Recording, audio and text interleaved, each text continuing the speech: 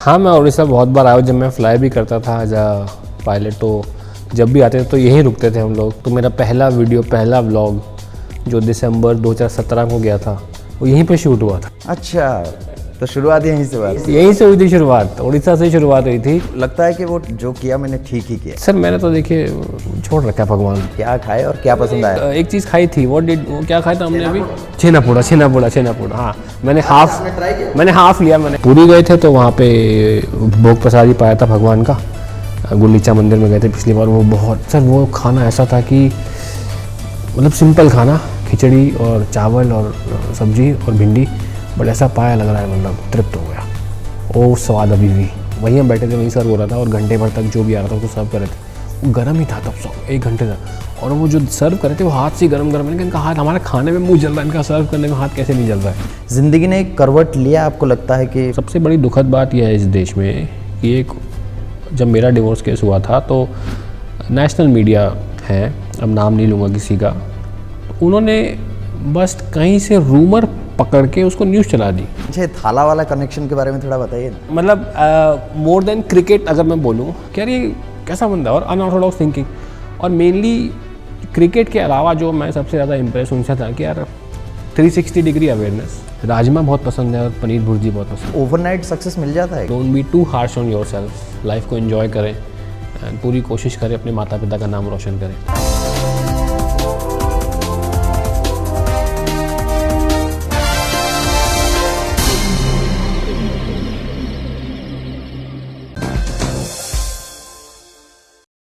नमस्कार, मु सुनंदन मिश्र।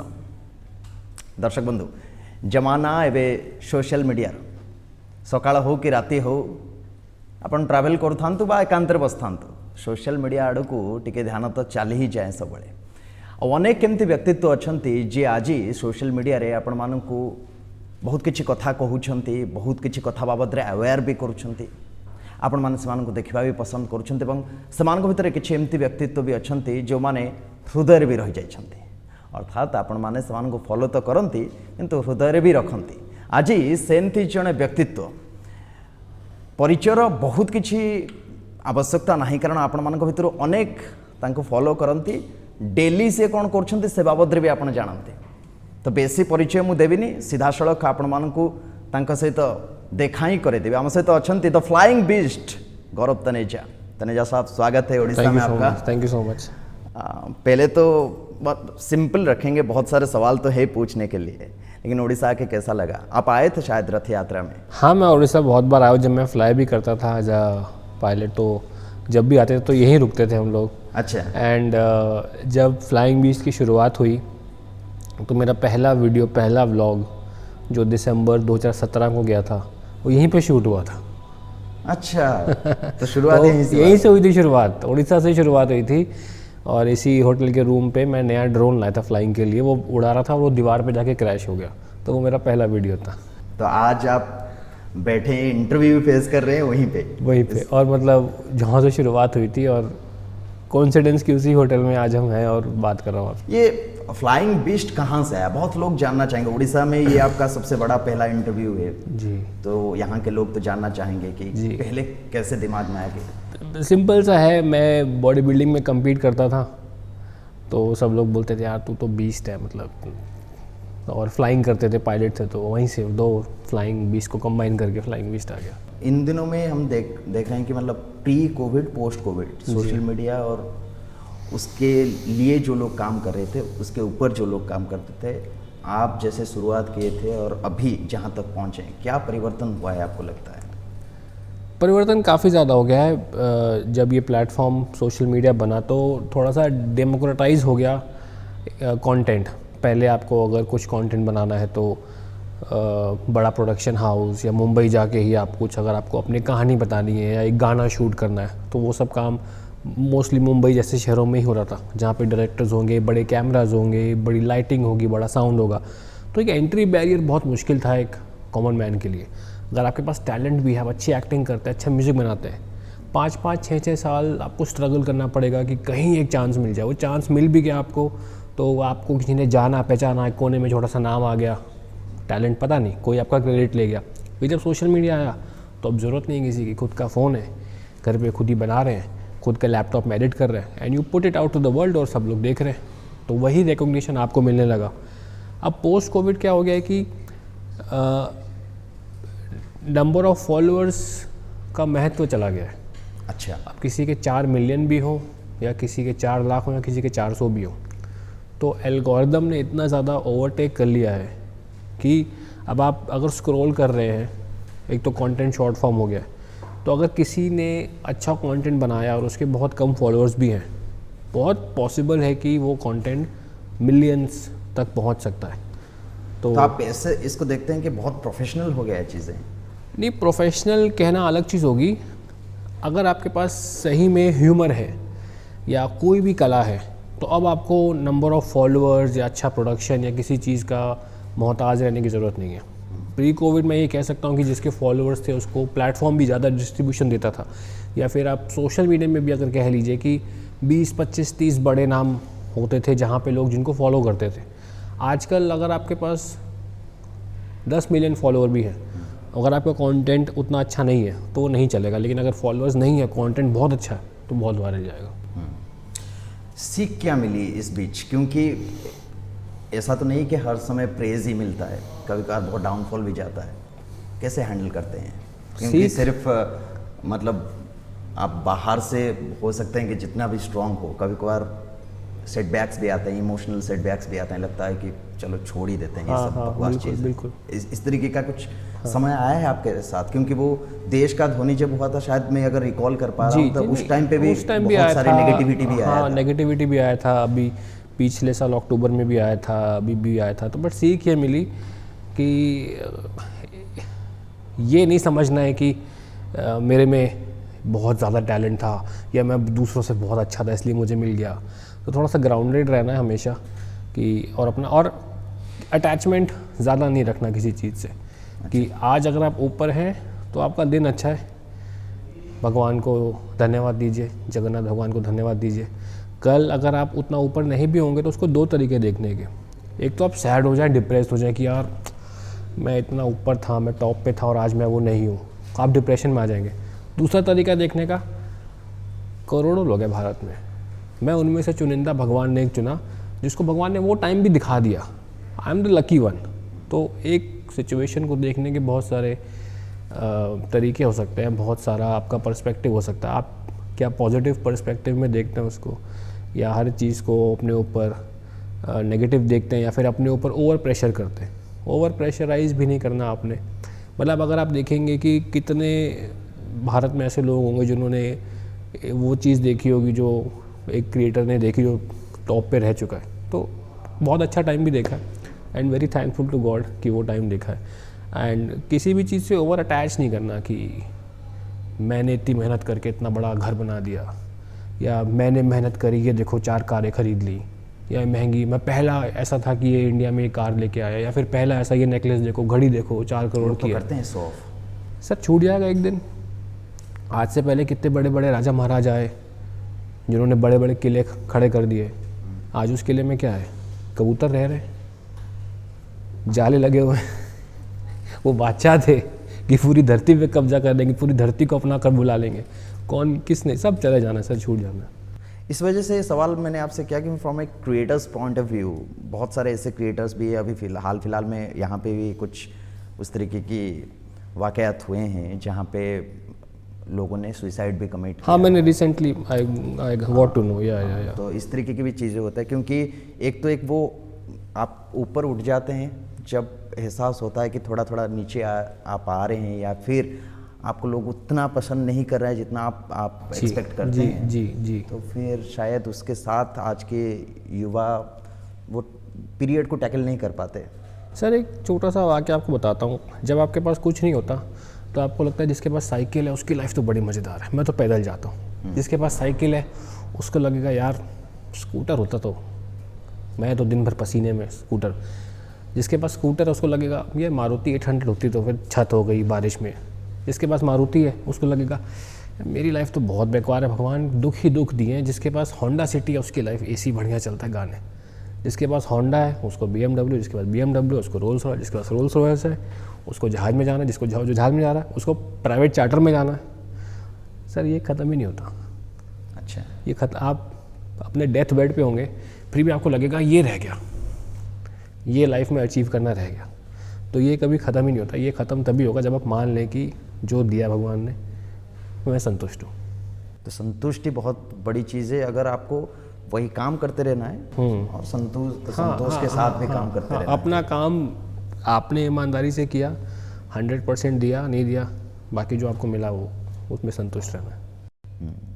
क्योंकि युवा जितने भी क्रिएटर्स हैं, आप आए हैं इसी वजह से हैं, उन लोगों को इंस्पायर करने के लिए या फिर उनको और एक राह में आगे का रास्ता दिखाने के लिए कैसे जा सकते हैं करके। बहुत सारे लोग ऐसे हैं जो शायद इस बात को समझे, आज हम जो बातचीत कर रहे हैं इससे। आपके लाइफ में भी जब वो समय आया, ख़ास करके वही वाक़यात में फिर से दोहराना चाहूँगा, देश का धोनी के समय में शायद जो एक्सपेक्टेशंस था वो उस टाइम पे उतना पूरा होते हुए नहीं लगा, बाद में जाके लगा शायद कि हाँ ठीक है, मैंने जिस वजह से किया था वो पूरा हो रहा है अभी धीरे धीरे करके। उस टाइम पे कैसे टैकल किया? नींद होता था या नहीं? नहीं, नींद होता था सर, नींद तो मैं कर लेता हूँ पूरा। अच्छा नहीं, बट हाँ एक अलग चीज़ ट्राई की थी, काफ़ी ज़्यादा इन्वेस्टमेंट किया था उस प्रोजेक्ट पे। शुरू में बहुत अच्छा रिस्पांस भी आया, बीच में उतना अच्छा रिस्पांस फिर नहीं भी आया, एंड वी मेड 6 एपिसोड्स। तो जब लॉन्च हुआ तो पहले 4 अच्छे चले, एंड देन ऑब्वियसली होता है कोई भी सीरीज़ जब नई लॉन्च होती है तो ज़्यादा ट्रैक्शन होता है and then it declines down. But overall अगर देखेंगे तो जो स्टोरी टेलिंग थी, जो प्रोडक्शन था, जो एडिटिंग थी, हम जैसे डेली व्लॉग्स करते हैं तो डेली व्लॉग्स में क्या है कि क्या वो हुआ या नहीं हुआ, या स्टोरी पे रोना उतना मुझे आता नहीं था। तो एक वो था ड्रीम की उस लाइन में एंटर करके भी वो काम भी सीखें। तो उस प्रोजेक्ट को एडिटिंग में ही 4-5 महीने लग गए। तो मैं मुंबई जाता था हर हफ्ते, एडिटर के साथ बैठना, प्रोफेशनल एडिटिंग कैसी होती है, स्टोरी लाइन बनाना क्या होता है। जो हमारे एडिटर्स थे वो मतलब काफ़ी प्रोफेशनल एडिटर्स थे जो मूवीज़ में भी काम कर चुके हैं, तो उनके साथ बैठ के बहुत कुछ सीखा। तो एक अच्छा एक्सपीरियंस ही रहा सर। तो वो लगता है कि वो जो किया मैंने ठीक ही किया, या लगता है कि नहीं करता तो भी अच्छा था? सर मैंने तो देखिए छोड़ रखा है भगवान पे, अब जो जैसा वो चला रहा है ना वो अच्छा ही चलाता है। जैसे जब माँ होती है तो उसका जब छोटा बच्चा होता है तो वो ज़िद करता है खिलौने के लिए, बट माँ को पता है कि क्या सही है और क्या सही नहीं है उसके लिए। कभी कभी वो रोता रहता है कि ये चाहिए, बट माँ कहती है नहीं, ये नहीं, तेरे लिए अच्छा नहीं है, फिर फ़ोन नहीं देखना, आंखें ख़राब हो जाएंगी। हमें लगता है माँ तो गुस्से वाली है, मेरे ऊपर ये मतलब ध्यान नहीं दे रही, लेकिन माँ को पता है कि अभी ये रोएगा लेकिन इसके लिए अच्छा यही है। तो उसी तरीके से हमने छोड़ रखा भगवान ने। भगवान अगर बहुत मेहनत करी, आपने दिल लगा दिया किसी प्रोजेक्ट में और वो नहीं चला, तो उसमें कुछ मंगल विधान ही होगा। भगवान ने सोचा होगा कि भाई इससे तेरे को वो चीज़ नहीं मिलेगी, तेरे फ्यूचर में कोई बहुत कुछ अच्छा रखा हुआ तेरे लिए देने के लिए। Let me curve your path कि तुझे कहाँ जाना है। तू गलत डिसीजन ले लेगा पर तू मेरे पे छोड़ दे, मैं सही डिसीजन लूँगा। ज़्यादा प्राउड किस में फील होता है जब सोचते हैं एकांत में कभी अपने बारे में, अपनी लाइफ को थोड़ा पीछे जाके देखते हैं, फ्लाइंग करते हुए, बॉडी बिल्डिंग करते हुए, या अभी जो ज़िंदगी आप जी रहे हैं, अभी भी कर रहे हैं बहुत सारे चीज़। अभी जो ज़िंदगी जी रहे हैं उसमें प्राउड नहीं, बट और घर वाले ज़्यादा प्राइड किस में लेते हैं? सर घर वाले तो सबसे बड़ी प्राइड उनको थी कि लड़के ने आईटी निकाल लिया। वो बहुत खुश थे क्योंकि वो एक ऐसा पहला गोल था जो मैंने सेट किया था अपने लिए और अचीव किया था।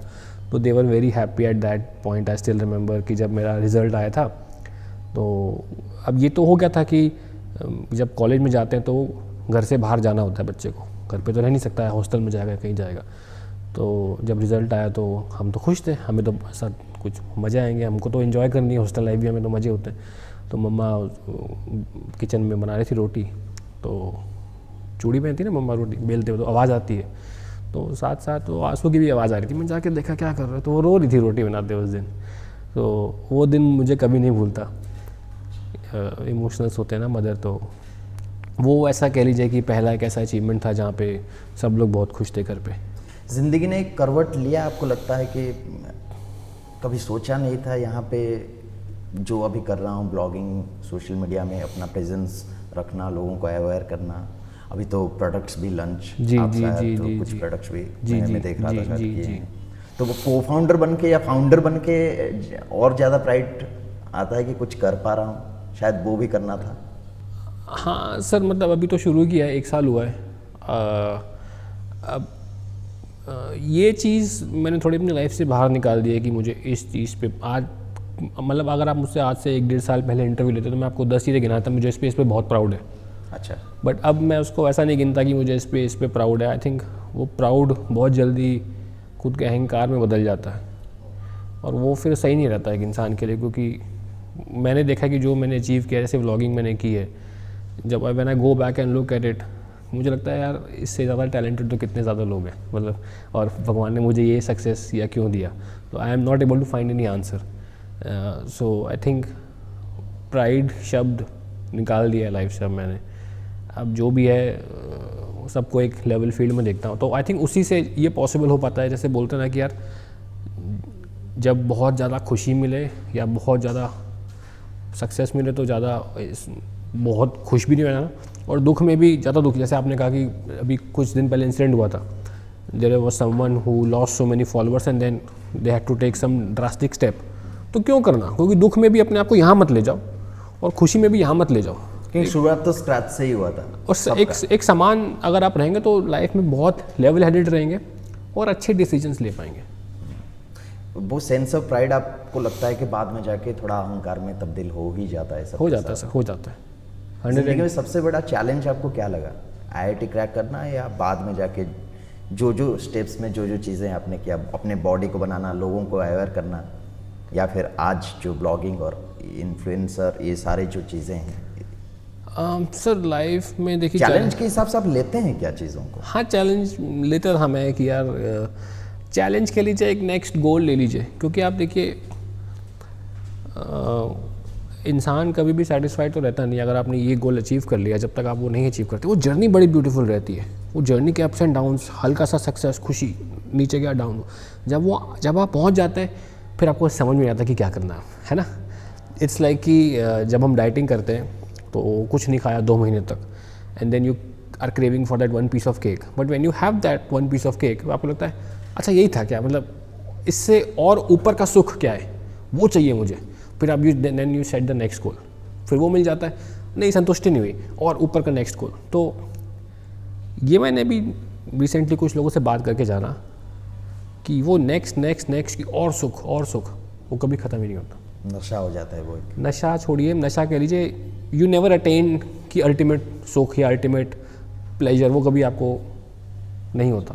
वो आप है ही नहीं सर, वो है ही नहीं। मतलब आप सोचिए ना, जिसके पास 1000 करोड़ रुपया है वो उसको 1000 को 2000 बनाने में लगा हुआ है, जिसके पास 5000 है वो 5 को 10 करने में लगा हुआ है। सब लोग लगे हुए हैं किसी ना किसी चीज़ में। किसी को वो है कि अब मेरा हो गया, अब मेरे पास है जो मुझे चाहिए था।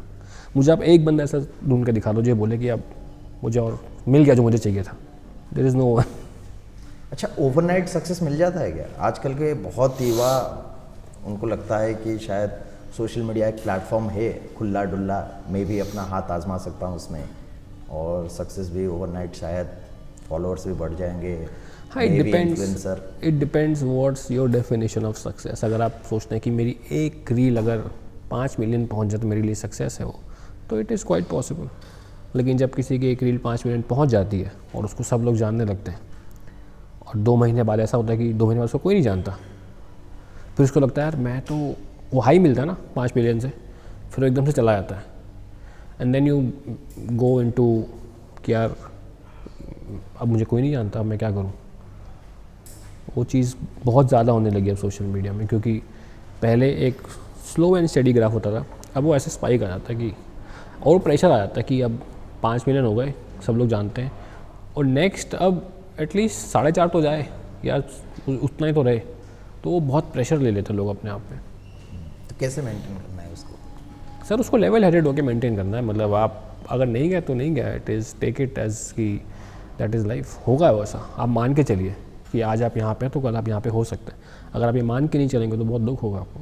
डाइट और फूड को लेके जब आप बोलते हैं, बहुत सारे लोग देखते हैं और इंस्पायर भी होते हैं उस चीज़ों को लेके, अवेयरनेस भी बढ़ता है उसको लेके, और खास करके जो लोग वर्कआउट करते हैं या फिर बॉडी बिल्डिंग फील्ड में हैं उन लोगों को लेके। आप क्योंकि वो करते हैं, आपको लगता है कि कितने लोग आपसे वो सीख रहे हैं और एक्चुअल में अपनी लाइफ में उसको एग्जीक्यूट कर रहे हैं? क्योंकि लोग देख तो लेते हैं और 10 मिनट के लिए वो दिमाग में रहता है, या फिर 1 दिन के लिए लेता है कि हाँ फ्लाइंग विश ने ये बोला था तो मैं ये कर लूँगा भाई, ये नहीं खाऊंगा जी। लेकिन फिर बाद में जाके हम देखते हैं कि 2-4 दिन के बाद वो भूल भी जाते हैं। जी। तो आपको लगता है कि वो सीरियसली लोग कितना लेते हैं और एक्चुअल में अपने ज़िंदगी में उसको एग्जीक्यूट कितने लोग करते हैं? आपको क्या लगता है from A creators point of view? बहुत कम करते हैं और सबसे हार्ड पार्ट सर वही है, एग्जीक्यूशन करना ही हार्ड पार्ट है। आइडिया देना या बताना, जो मैं बता रहा हूँ वो तो हज़ार लोग बता रहे हैं। अब मैं तो कहता हूँ कि डाइट फॉलो करने में ऐसा भी नहीं है सर, बेसिक तो सबको पता है ना कि यार कोल्ड ड्रिंक ज़्यादा नहीं पीनी, मैगी ज़्यादा नहीं खानी, रसगुल्ले ज़्यादा नहीं खाने, एंजॉय करिए ज़्यादा नहीं इसके लिए आपको किसी क्रिएटर को या कोई किताब या कोई कोर्स खरीदने की ज़रूरत थोड़ी ना है। वो पता ही है आपको पता है शराब से नुकसान होता है, आपको पता है सिगरेट हानिकारक है, पता है ना। उसके लिए आप कोई पैसा दे के कोई यूट्यूब चैनल थोड़ा ना देखेंगे। तो एग्जीक्यूशन तो आपको ही करना है। और वहीं सर 99.9% लोग फेल होते हैं, सेल्फ डिसिप्लिन पे, सेल्फ एग्जीक्यूशन पे। अब मैं रिसेंटली एक पोस्ट पढ़ रहा था, उसमें एक बंदे ने कहा कि मैंने एक प्रोफेशनल कोच हायर किया और मुझे बड़ा फ़ायदा हुआ उससे, मैंने 6 महीने तक उसको लिया। कहता लेकिन उस कोच ने मुझे कुछ बहुत 30 मार चीज़ नहीं सिखाई। उसने खाली ये सिखाया कि थोड़ा थोड़ा डाइट में प्रोटीन ज़्यादा लेना है और मैं बहुत ज़्यादा खाता हूँ, थोड़ा कम खाना है, पोर्शंस में खाना है। ये कोई नई चीज़ है? नहीं, ये सबको पता है। कहता उसने बस क्या किया, that coach used to keep an eye on me. हाँ, वो देखता था, इंश्योर करता था। और आपको जब पता है, जब आप सेल्फ स्टडी कर रहे हैं और जब आप एक टीचर के अंडर स्टडी कर रहे हैं, टीचर क्या होगा, हर हफ्ते क्लास लेगा, दिखा भाई क्या पढ़ के आया है, क्यों नहीं पढ़ रहा है, कहाँ है तेरा ध्यान, ठीक से क्यों नहीं कर रहा। तो डर रहता है कि क्लास में जाऊँगा तो कॉपी चेक हो जाएगी, काम करके जाता हूँ। जब कोई टीचर ही नहीं होगा तो कोई डर नहीं होगा, साल भर मस्ती कर रहे हैं, एग्ज़ाम आ गया फिर हालत ख़राब, क्या करें, वो फेल हो जाते हैं। लोग उल्टा ही क्यों करते हैं? जैसे आपने बोला कि शराब नहीं पीना है, सिगरेट नहीं पीना है, मैगी ज़्यादा नहीं खाना है, कोल्ड ड्रिंक्स ज़्यादा नहीं पीना है, उसमें बहुत शुगर इनटेक होता है, ये सारी चीज़ जितना भी आप बोल लो, लेकिन सोसाइटी तो अलग ही करता है कुछ। क्यों? हम उतना एजुकेटेड है नहीं, या हमारे अंदर वो है, या फिर हम हैपेजर्डली ले जाते हैं कि हाँ ठीक है। वो एजुकेटेड तो बहुत हैं। जैसे सोशल मीडिया में आप देखें तो मुझे लगता है एक कोटा होता है दिन का, सब लोग पूरा करते हैं। सबका है कि 500 रील दिन की देखनी है तो उसमें एजुकेशन भी तो देखिए, अगर आप 100 एंटरटेनमेंट की तो 100 एजुकेशन की भी आई जाती है। So you are getting educated every day, what to do what not to do. I think it is self discipline, वो बहुत वीक हो गया लोगों का। तो उड़ीसा के बारे में जानना चाहेंगे, क्योंकि आप यहाँ आए हैं और खाने की जिक्र हुआ है, तो हाँ। क्या खाए और क्या मैंने एक चीज़ खाई थी, वो क्या खाया था हमने? छेनापोड़ा। हाँ, मैंने हाफ। आपने ट्राई किया? मैंने हाफ लिया, मैंने कहा फुल नहीं खाऊंगा, हाफ थोड़ा सा मैंने ट्राई किया। अच्छा, कैसा लगा? अच्छा था, बढ़िया था। और बाकी उड़ीसा में जब भी आए हैं, क्या खाना पसंद है आपको? आई थिंक यहाँ पे एक्सप्लोर किया है? हाँ, मतलब काफ़ी टाइम बाद आया हूँ मैं। हाँ। जब पुरी गए थे तो वहाँ पे भोग प्रसाद ही पाया था भगवान का, गुंडीचा मंदिर में गए थे पिछली बार। वो बहुत सर, वो खाना ऐसा था कि मतलब सिंपल खाना, खिचड़ी और चावल और सब्जी और भिंडी, बट ऐसा पाया लग रहा है, मतलब तृप्त हो गया। वो स्वाद अभी भी ऐसा है। वो कैसे बनता है, उसका पूरा प्रोसीजर? हाँ, मतलब वो देखा तो नहीं, बट जब जो लोग सेवा में जा रहे थे भगवान को प्रसाद भोग लगवाने, तो टांग के यहाँ पे, और वो देखा मैंने, बट किचन में अंदर नहीं गए, अलाउड नहीं था। बट एक बड़ा सा हांडी होता है। हाँ, और सब कुछ में, हाँ, और सबसे पहले ऊपर वाला पकता है और मिट्टी के बर्तन में पूरा पकता है। बहुत, वो तो मज़ेदार है। हाँ। उस दाल के बारे में शायद जिक्र भी हुआ था, किसी ने, कोई मुझे एकदम से याद नहीं, कोई एक बहुत बड़े सेफ थे, उन्होंने ही बताया था कि पूरी में जो वो दाल बनता है या वो जो खिचड़ी बनता है, वो रेसिपी इटसेल्फ में बहुत आश्चर्यचकित करने वाली चीज़ है। और वो हाथ से ही सर्व कर रहे थे, और मैंने देखा, हम जब बैठे थे तो वहीं हम बैठे थे, वहीं सर्व हो रहा था, और घंटे भर तक जो भी आ रहा था उसको सर्व कर रहे थे। वो गर्म ही था तब 1 घंटे तक, और वो जो सर्व कर रहे थे वो हाथ से गर्म। मैंने कहा हाथ, हमारा खाने में मुँह जल रहा है, इनका सर्व करने में हाथ कैसे नहीं जल रहा है। बट बहुत अमेजिंग एक्सपीरियंस था। अच्छा, ये थाला वाला कनेक्शन के बारे में थोड़ा बताइए ना। जी। मिलना अभी शायद मिले थे, एक कोई आया नहीं, वो काफ़ी टाइम हो गया उसको। अच्छा, हाँ, काफ़ी टाइम हो गया उनको उस चीज़ को। तो वो है इस बार आईपीएल में देख रहे हैं, फॉलो कर रहे हैं? इस बार फॉलो कर रहे हैं सर। इस बार तो थोड़ा डाउन सा जा रहा है, 10वें नंबर पे है, तो थोड़ा सा दुख तो होता है, बट ठीक है, गेम है। आपको लगता है अगले वाले सीजन में उतरेंगे फिर से? पता नहीं सर, वो तो पता नहीं कब क्या करते, पता नहीं लेकिन वो एक है, मतलब। But I think he is looking last season से ज़्यादा इस सीजन में फिट दिख रहे हैं। अब अंदर से क्या है वो तो उनका जो फिजियो है वही जानेंगे, बट देखने वाइज तो मुझे ज़्यादा फिट लग रहे हैं। क्योंकि एक बार मिले हैं आप उनसे, हाँ, क्या मिला क्या हूँ। लगता है, मतलब किस तरीके से वो अपने आप को, क्योंकि वो बिल्कुल पूरे एक साल खेलते नहीं है, 10 महीने तो जी, खेलते जी, ही जी, नहीं जी, है, जी, सिर्फ आईपीएल में उतरते हैं। अपने हाँ। आप को मोटिवेटेड रखना और फिट रखना उस मतलब आईपीएल के लिहाज से जो कंपटीशन वहाँ पे है, हाँ क्या क्या मोटिवेट करता होगा उनको? सर, मुझे आप दीजिए 100 करोड़ रुपये, मैं भी मोटिवेट होकर रहूँगा फिट। अच्छा, आप बोले पैसे के बारे में। But that is one aspect I think, जो 18 साल से, but he has been inspiring, मतलब नहीं मैं कह रहा हूँ 18 साल से एक फ्रेंचाइजी से जो कनेक्टेड हैं आप, तो एक तो वो चीज़ भी हो गई। एंड मतलब बहुत रेयर होता है कि आप साउथ के एक स्टेट में जाएं और वहाँ की ऑडियंस को ऐसा बांध दें और वो आपको अपना ही माने, because you are coming from Ranchi. वो वहाँ से आप चेन्नई जा रहे हैं, and every person in Tamil Nadu, अब उनका है कि थाला इज़ तो CSK, तो थाला नाम भी देना, किसी ऐसे वैसे बंदे को थाला नाम नहीं दिया जाता वहाँ पे। तो वो जो कनेक्शन है उन्होंने बिल्ड किया है, वो तो आई थिंक काफ़ी ज़्यादा लेजेंडरी है वो। एंड फिर जब आप इतने सालों से एक फ्रेंचाइजी के लिए होते हैं तो सर आपकी भी रिस्पॉन्सिबिलिटी बन जाती है। सो वो दोनों साइड से एक कनेक्शन बन जाता है, वो चीज़ें भी हैं। बट आई थिंक अगर मैं गेम की बात करूँ तो CSK is also struggling to find the next captain या फिर नेक्स्ट स्टार, तो वो चीज़ भी डेफिनेटली है। एक ट्रांसफॉर्मेशन भी देख रहे हैं आप, आगे चल के होगा ही होगा। हाँ, आई थिंक वो हर टीम ओनर को अगर आप देखें वो दिखता ही है कि नेक्स्ट कौन। जैसे मुंबई इंडियंस में जब रोहित के बाद इनको हार्दिक को लाए, तो दे वर लुकिंग एट आगे के 5-6 साल, क्योंकि फ्रेंचाइजी को आगे जाना ही जाना है ना। इंडिविजुअल ने जर्नी यहाँ तक करा दी, उसके आगे की जर्नी तो नया इंडिविजुअल को लेके आएगा। तो फ्लैग बेयर है सचिन, मुंबई पहले सचिन थे मुंबई इंडियंस में, फिर तो आगे जाता ही जाता। तो हर टीम में ऐसा होता है। तो आई थिंक CSK का वो भी थोड़ा इशू रहा है कि थाला के बाद वो फ्लैग कौन आगे लेके चलेगा, that is the problem for them, और वो उनको भी मिल नहीं रहा है। नहीं, आप कितने बड़े फैन हैं? वो थाला फॉर ए रीजन वाले फैन हैं? हाँ सर, मतलब मोर देन क्रिकेट अगर मैं बोलूँ, क्रिकेट तो देखिए एक अलग चीज़ होगी। क्रिकेट में तो I love Sachin sir also and Virat भाई, रोहित भाई। क्रिकेट और गेम मैं खुद भी खेलता, तो मैं इन सब का फ़ैन हूँ। ऑब्वियसली धोनी जो खेलते थे, धोनी सर, तो स्पेशल फ़ैन उनका इसलिए था कि वो थोड़ा अनऑर्थोडॉक्स क्रिकेट खेलते थे, क्योंकि हम लोग से भी वो क्लासिक, जैसे सचिन की मुकाबला तो हम नहीं कर सकते, लेकिन वो धोनी सर के शॉट्स होते थे कि ऐसे मार दिया, बॉटम हैंड लगा दिया। तो वो कनेक्शन वहाँ से आता था कि यार हम भी तो ऐसा ही खेलते हैं, हम भी तो आड़ा ही मारते हैं, सीधा बल्ला तो हमारा भी नहीं आता, और ये अगर बंदा अगर आड़ा मार के अगर वहाँ तक पहुँच गया तो शायद हम भी। तो वो कनेक्शन शुरू वहाँ से हुआ था कि यार ये कैसा बंदा है, और अनऑर्थोडॉक्स थिंकिंग। और मेनली क्रिकेट के अलावा जो मैं सबसे ज़्यादा इम्प्रेस उनसे था कि यार 360 degree awareness, smartness, situational awareness, speed of thinking. वो गेम से एक बॉल आगे चलते हैं। अगर 10वें ओवर की दूसरी बॉल डल रही है ना, तो वो तीसरी बॉल के बारे में पहले सोच लेंगे कि तीसरी बॉल कहाँ डालूंगा, ये बंदा कैसा खेल रहा है। तो मुझे वो चीज़ बड़ी पसंद थी उनके बारे में, और वो आई थिंक काफ़ी कुछ सीखा मैंने उनसे कि यार अवेयर कैसे रहते हैं अपनी सिचुएशन के बारे में, और थोड़ा सा बाकी लोगों से एक कदम आगे कैसे सोचना है। वो चीज़ से मैं काफ़ी, जो पहला वाला पाकिस्तान के अगेंस्ट में 148 समथिंग, 148 और एक 183 पाकिस्तान के खिलाफ मारा था विशाखापट्टनम में, और एक श्रीलंका के खिलाफ मारा था 183 जयपुर में। क्या इनिंग्स था। हाँ, मतलब वो लगता था ना एक कोई आया है इंटरनेशनल से, और मतलब समवन न्यू, लॉन्ग हेयर, बोले भी बोलते नहीं वो चीज़। ये शार्क टैंक वाला एक्सपीरियंस कैसा रहा आपका? शार्क टैंक में अच्छा एक्सपीरियंस था।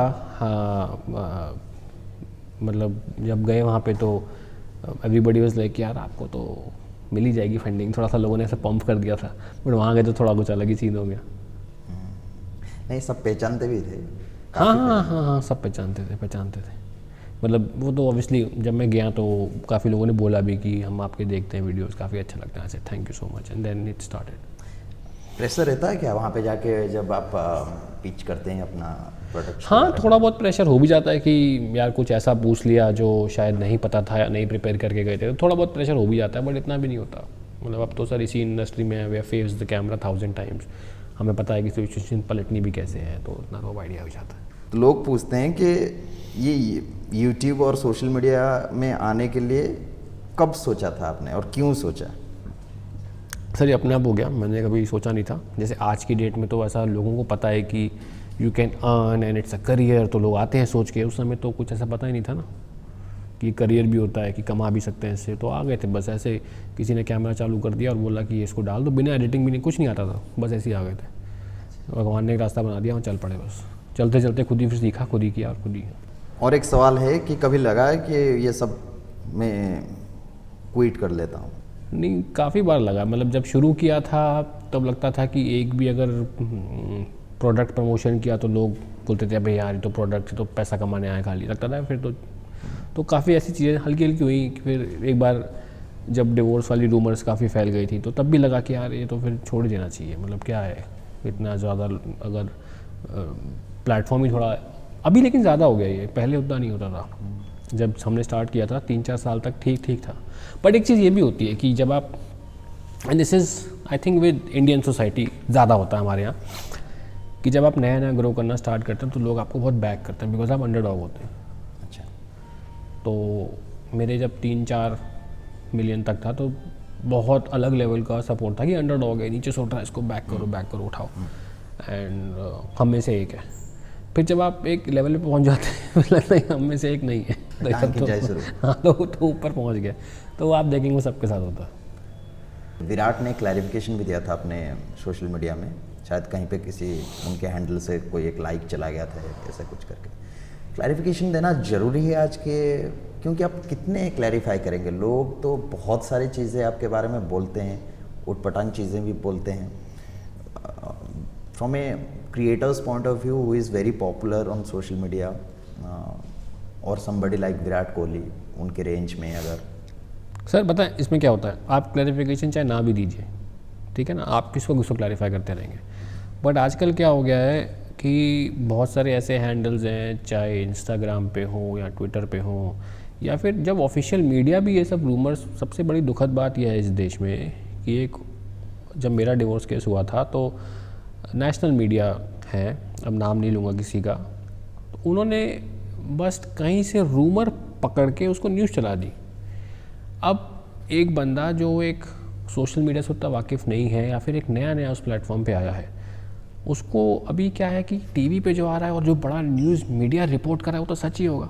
जब न्यूज़ मीडिया ही अपनी रिस्पॉन्सिबिलिटी से इतने स्लिपरी स्लोप पे ऑपरेट कर रहा है, then you have no choice to left and, मतलब कि आपको फिर आके क्लैरिफिकेशन देना ही पड़ेगा। मतलब अब मीडिया मेरे ऊपर न्यूज़ चला रही थी कि ये तो होटल में रंगे हाथों पकड़े गए एंड दिस एंड ऑल, कहाँ से। और कोई एक प्लेटफॉर्म है ना इंस्टा रेडिफ करके, रेडिट, वहाँ पे तो रूमर, वो तो that's a Insta celeb gossip, the name itself मतलब डिनोट्स कि इट्स अ गॉसिप प्लेटफॉर्म,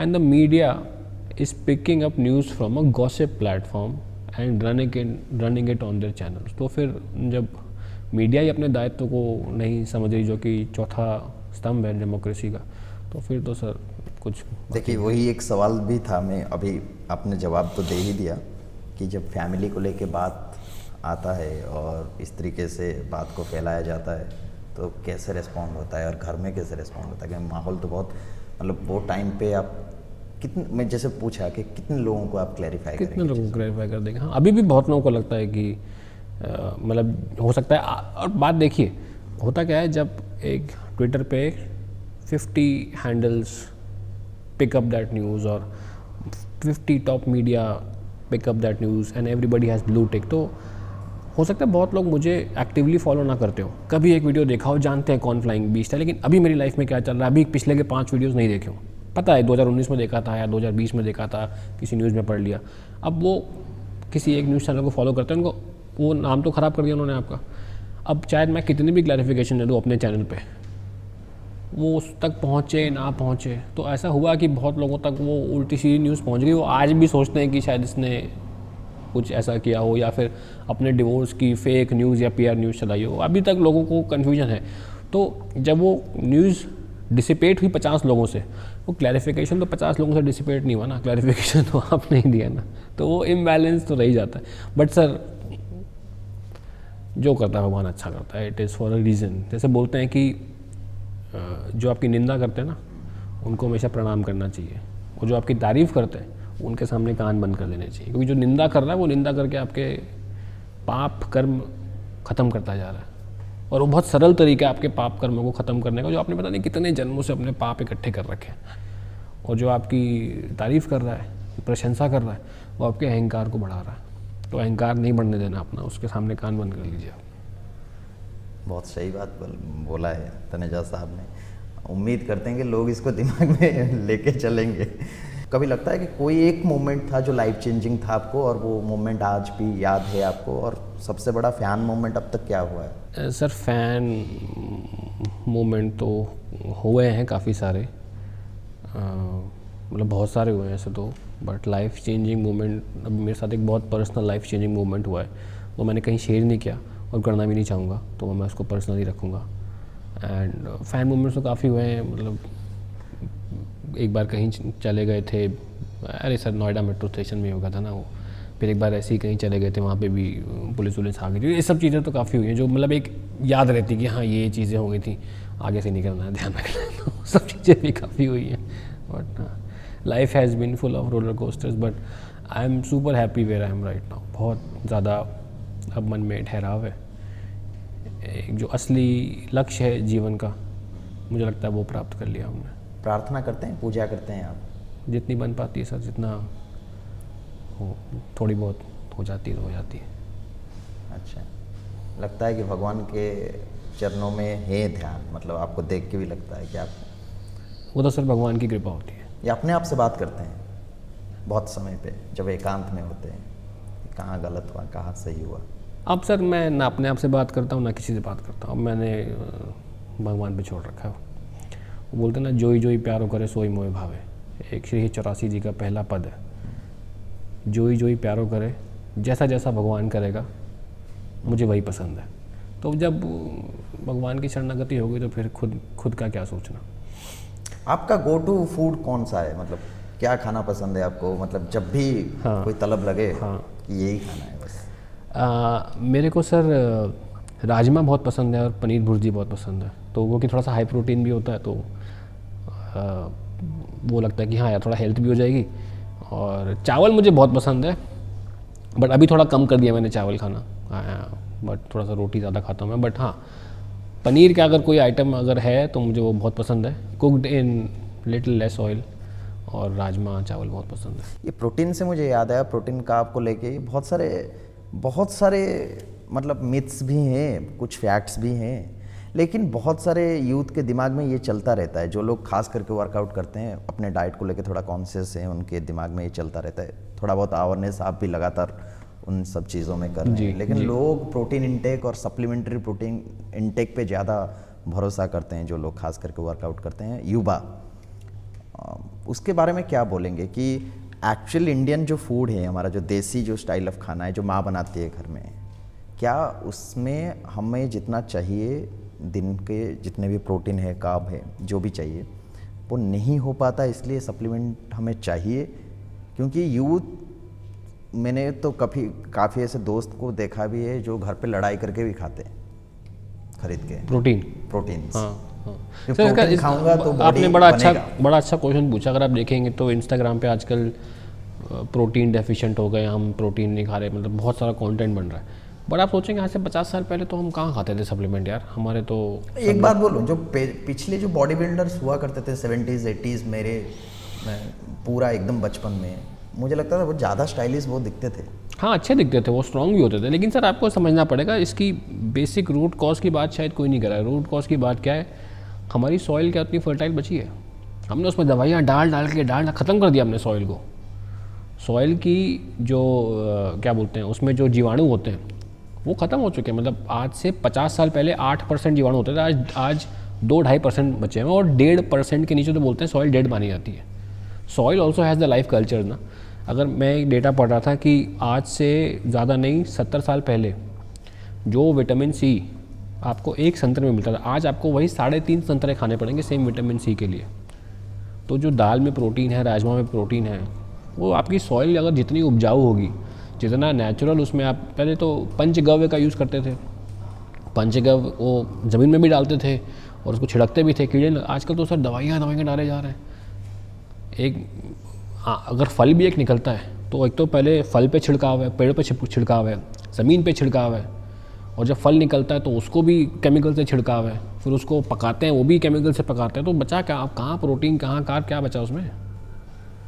तो आपको लगता है सप्लीमेंट चाहिए जो लोग बाहर कर रहे हैं काम, मतलब अगर वर्कआउट कर रहे हैं? हाँ, जो लोग वर्कआउट कर रहे हैं, देखिए नो शुगर कोटिंग, अगर आप वर्कआउट कर रहे हैं, अपनी बॉडी को तोड़ मरोड़ रहे हैं और एक अच्छे लेवल पे आपको जाना है कि यार ये लेवल अचीव करना, तो फिर चाहिए सप्लीमेंट आपको। तो वो कब लेना चाहिए आपको, क्योंकि उसको लेके भी बहुत सारे कन्फ्यूजन है, मतलब वर्कआउट के बाद लेना है, वर्कआउट से पहले लेना है, क्या लेना है, उसको लेके भी बहुत सारे चलता है। सर मैं तो कहूँगा इतना ज़्यादा कन्फ्यूजन पालने की ज़रूरत नहीं है। अगर आपको लगता है कि मुझे दिन में 150 ग्राम लेना है, तो first you just start by taking 150 grams in a day. चाहे वो आप पनीर से पूरा करो, चाहे राजमा से पूरा करो, कैसे, चाहे उसमें 1 स्कूप लो, अगर भैया पनीर नहीं खा पा रहे तो 2 स्कूप लो, या अगर नॉन वेजिटेरियन हो तो उसको 1 स्कूप कर दो, वेजिटेरियन हो तो 3 स्कूप कर दो। आपको अगर 150 ग्राम पूरा करना करो। पहले हम क्या है, हमने कुछ स्टार्ट, ऐसे बहुत सारे मेल आते हैं, सर बहुत अच्छा आइडिया है मेरे पास स्टार्टअप का, मतलब मैं आपको पैसा बना के दूंगा, ये कंपनी 100 करोड़ की बना दूंगा। मैंने कहा तुमने स्टार्ट किया है, प्रोडक्ट लॉन्च, पैकेजिंग भी सोची है, प्रोडक्ट का नाम भी सोचा है, पहला प्रोडक्ट बना के किसी कस्टमर, कोई कस्टमर ने आके बोला कि ये अच्छा मैं यूज़ करूँगा, कुछ नहीं किया उसने, उसको आइडिया दिमाग में, उसका आइडिया में महल बना लिया उसने। ये हम डाइट के साथ भी करते हैं, क्या करना है, सुबह क्या खाना है, शाम को क्या खाना है, वर्कआउट। अरे भाई स्टार्ट तो कर लो, जिम तो जाओ, जिम जा रहे हो, हाँ अरे भैया 1 महीना लगातार जिम तो जाके देखो और खाओ तो अच्छा तो खाओ, चाट पकौड़ी आइसक्रीम खाना तो छोड़ो, फिर सब everything will start falling in place, धीरे धीरे सब हो जाता है। अंडा खाने से बहुत प्रोटीन मिलता है, ऐसे 4 ग्राम मिलता है, 6 ग्राम मिलता है। और जो लोग वर्कआउट करते हैं बहुत खाते हैं, अब हाँ। खाना भी चाहिए, इस तरीके का भी एक माइंडसेट हाँ, मतलब it's a good source of protein, क्योंकि उसमें सिर्फ प्रोटीन होता है, कार्ब्स, और अगर येलो नहीं खा रहे तो फैट्स नहीं होते, येलो खा रहे तो फैट्स आते हैं। आपके वीडियोस कौन एडिट करता है? तो बहुत शानदार एडिट होता है। हाँ, मतलब शुरू के 4-5 साल तो मैं ही करता था, अभी we have a team who edits. ऐसा एक सीक्रेट जो आपके फॉलोअर्स नहीं जानते, जो आप बोल पाएंगे पब्लिक प्लेटफॉर्म में? ऐसा कुछ सीक्रेट है ही नहीं, ऐसा मतलब क्या सीक्रेट है, सब कुछ तो बता ही दिया मैंने, मतलब कुछ ऐसा सीक्रेट है ही नहीं। एक कोई बहुत बड़े बड़े सेलिब्रिटी या फिर आपके कॉलीग जो बोल सकते हैं कि यूट्यूबर्स और बाकी जो इन्फ्लुएंसर्स हैं, जिनके साथ आपका मतलब तहे दिल से आपके एक चाहत है कि कोलैब करना है? हाँ, ये क्वेश्चन काफ़ी आता है, बट मैं किसका नाम लूँगा, कि मैं कभी ऐसा सोचा नहीं कि किसके साथ कोलैब करूँ। फ्यूचर कुछ एक ऐसा कुछ सोचा है कि ये करना है किसी के साथ मिलके, एक कुछ करना है? सर अब एक्चुअली ध्यान थोड़ा जो 2 बिजनेस चल रहे हैं उन पे ज़्यादा रहता है कि उनको ग्रो कैसे करना है और उन पे काम कैसे करना है, तो वो ध्यान ज़्यादा रहता है। एंड स्ट्रेटजाइज करने में, प्लानिंग करने में, उसको आगे क्या करना है वो करने में, बिकॉज जो लीडर होता है उसको आगे का पाथ सोचना होता है। Team is more hands, but जो फ्रंट लाइन में होते हैं वो they are more minds have to think what next and then the team follows. तो वो हमारा ध्यान उसी में लगा रहता है कि नेक्स्ट क्या करना है, या फिर you only turn back when someone from behind says कि sir can you help me in this, या ये करके दिखाओगे, या ये नहीं हो रहा, या फिर ये फट गया, आप कैसे सही करना है, तो then you go back and then you help them and tie the team back together and then the pack again comes in the front and starts leading. तो अब ज़्यादातर ध्यान उसी में रहता है, किसके साथ कोलैब करना है, क्या करना है, नहीं रहता दिमाग में। अगर यूट्यूब में और सोशल मीडिया में नहीं होते तो अब गौरव तनेजा क्या कर रहे होते? सर मैं पायलट ही होता, आई थिंक फ्लाइंग कर रहा होता मैं, my wife is still flying, तो मैं भी वही कर रहा होता।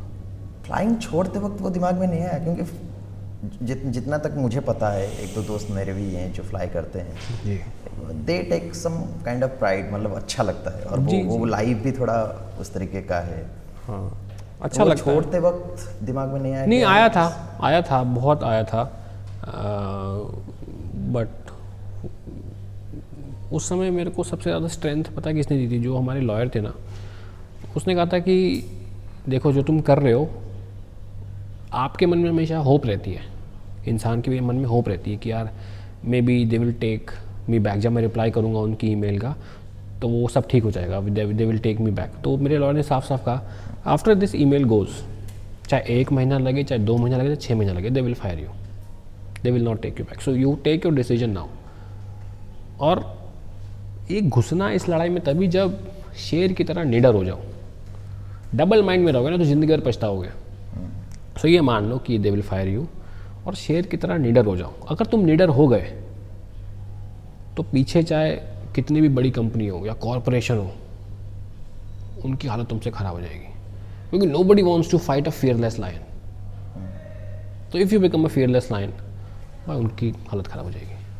और फिर वो मुझे बहुत सही एडवाइस लगी सर, उस बंदे की advice, and I became fearless. और फिर सर आपने देखा ही क्या हुआ. डर लगता है फ्लाई करते वक्त? कभी आपको लगा है डर कि बाहर मौसम बहुत ख़राब हो रहा है, ये हालत बहुत ख़राब है? हमारी ट्रेनिंग इतनी अच्छी होती है कि पायलट्स को कभी ऐसा फील नहीं होता.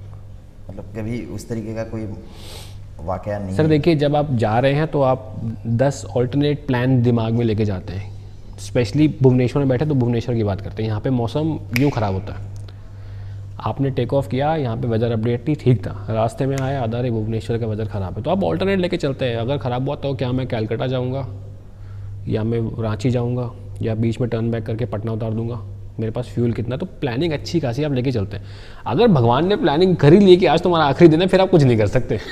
आप कितनी भी प्लानिंग कर लो, ठीक है ना, उसके ऊपर किसी की नहीं चलती. सबसे खतरनाक वाला फ्लाई कौन सा है, कुछ किया है कभी? हाँ सर, एक बार मेरे को याद है, चेन्नई से दिल्ली आ रहे थे, मतलब तो हमारे रडार में हमको दिखता है, वेदर रडार में red, you have to avoid at all cost. Red के बाद ऑरेंज, ऑरेंज भी हिलाता है काफ़ी ज़्यादा, मतलब ग्रीन इज़ हल्का फुल्का हिलेंगे, सीट बेल्ट ऑन कर पाए निकल जाएंगे. तो मैं आ रहा हूँ एंड चारों तरफ रेड हो गया. अब निकलूँ कहाँ से भाई? अच्छा, मतलब चारों तरफ रेड. बट फिर एक्सपीरियंस होता है, सीनियर कैप्टन के साथ फ्लाई करते हैं, तो उन्होंने कहा कि जब आप 10,000 फीट के नीचे होते हैं या 15,000 फीट के नीचे होते हैं, रेड होता है. इट इज़ जस्ट दैट कि वो वेदर अब ज़्यादा नुकसान नहीं करेगा आपका. It is rain, it is water droplets, वो बस रेडार की वेव्स वहाँ से रिफ्लेक्ट होकर आ रही है, रेड दिखा रहा है. तो वो उस पे ट्रस्ट किया, थोड़ा एक्सपीरियंस पे ट्रस्ट किया. एंड उस समय तक मुझे 8-9 साल हो गए थे फ्लाइंग पे. निकाला बीच से, हिल के थोड़ा सा हिला, और जो मेरा फर्स्ट ऑफिसर था वो तो राम राम राम चालू हो गया था उसका. फिर बड़ी मुश्किल से दिल्ली लैंड की. दिल्ली में वेदर बड़ा ख़राब था, एंड तो बारिश होती है, तो बारिश में विजिबिलिटी बड़ी डाउन हो जाती है. जैसे आप बारिश में गाड़ी भी चलाएंगे और वाइपर आपके ऑन ना हो, या वाइपर ऑन हो, वो भी बारिश बहुत तेज़ हो, तो डजंट वर्क. हाँ. है ना. तो अब क्या है, व्हेन यू आर लैंडिंग तो ये आपके हाथ सेट है, लेफ्ट हैंड योग पे और राइट हैंड.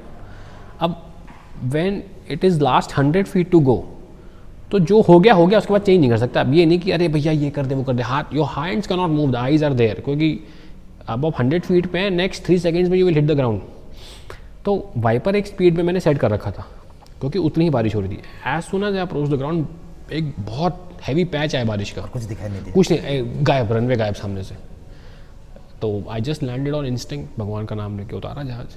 मतलब जैसे आप कह रहे हैं कि आंख बंद करके 2 सेकंड के लिए आंख बंद करके गाड़ी चला रहे हैं और पता नहीं सामने क्या, बट इंस्टिंक्ट पे लैंड कराया जहाज. अब एक लास्ट वर्ड बोलिए, जो युवा यूट्यूबर्स हैं या फिर सोशल मीडिया में अपना प्रेजेंस रखते हैं, जो आगे चल के उसको प्रोफेशन के हिसाब से देख रहे हैं, उनके लिए गौरव तनेजा द फ्लाइंग बीस्ट क्या बोलना चाहेंगे कैमरा में? खूब सारी मेहनत करो, अप्स एंड डाउन्स को ये समझो कि पार्ट ऑफ लाइफ है, तो उनमें ज़्यादा डीमोटिवेट नहीं होना. जब लाइफ डाउन जाएगी, जब अप जाओगे तो ये मान के चलना कि डाउन भी कभी कभी आ सकता है.